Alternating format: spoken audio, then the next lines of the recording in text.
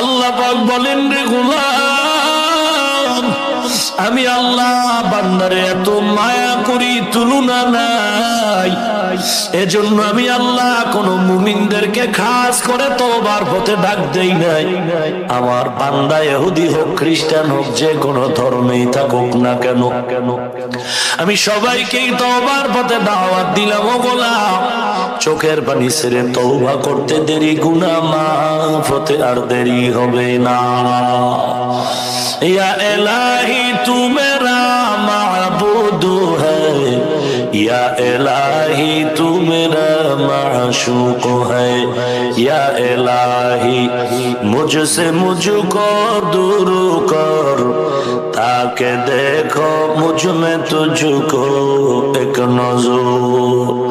قل يا عبادي الذين أسرفوا على أنفسهم لا تقنطوا من رحمة الله إن الله يغفر الذنوب جميعا إنه هو الغفور الرحيم। আল্লাহর দরবারে অবনত চিত্তে আল্লাহর কাছে তওবা করো। আল্লাহ, মানুষ আমাকে মনে করে আমি বড় আলেম, মানুষ আমাকে সম্মান করে, আমার মতো ভালো কেউ নাই। আমার মাথায় টুপি, গালে দাড়ি, আমার লম্বা জামা, নবীর আদর্শে ভরা আমি মানুষ, কিন্তু মানুষ জানে না যে আমি অহংকার অন্তরে জমা করে কবিরা গুনাহ করতেছি। এরে নবীর উম্মতের দল, আমার আপনার নবী সারা রাত নামাজ পড়ে কান্নায় কাটায় দেয়। আম্মা জান আয়েশা রাদিয়াল্লাহু আনহা বলেন, এশার নামাজ আনতে নবী আমার বিছানায় ঘুমায় গেলেন। রাতের আধার, গভীর রাতে দেখি নবীজি আমার বিছানায় নাই। কোথায় আমার নবী চলে গেলেন? ভাবলাম অন্য কোন বিবি সাহেবানদের ঘরে নাকি, খুঁজে খুঁজে দেখলাম না, না, আল্লাহর নবী জান্নাতুল বাকির কিনারায় কবরস্থানে দাঁড়ায় কান্নায় বিভোর হয়ে আছে।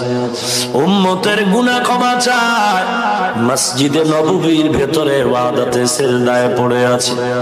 এমন একজন সাহাবীর নাম এই জমিনে পাওয়া যাবে না যে আল্লাহর দরবারে কান্না করে নাই, তওবা করে নাই, রাত জাগে নাই। অতএব এতের মতো এত দামি আল্লাহর প্রিয় বান্দা যদি সারা রাত আল্লাহর কাছে কান্না করে, ইবাদত করে, আপনি আমি তো কিছুই না। অতএব নিজের জীবনের অস্তিত্ব সব কিছু বিলীন করে দেই। আমার বাড়ি, আমার গাড়ি, আমার টাকা, আমার সব, চোখ দুটো বন্ধ করে দেখলাম কিছুই আমার না। দুনিয়াতে যাদের আমি আপন মনে করি কেউ না, আমার গায়ের জামাটা পর্যন্ত আমার না।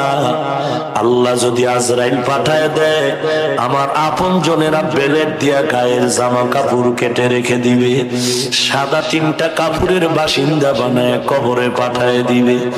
অতএব কোন দিন ডাক আসবে জানা নাই। অতএব আজকে থেকেই আল্লাহর দরবারে তওবা করে ক্ষমা চাই। ও মালিক, তুমি আমাদেরকে মাফ করে দাও, জীবনে আর কোনোদিন গুনাহর কাছেও যাব না। আল্লাহ আমাদের তওবা করার মতো তৌফিক দান করেন, আমিন।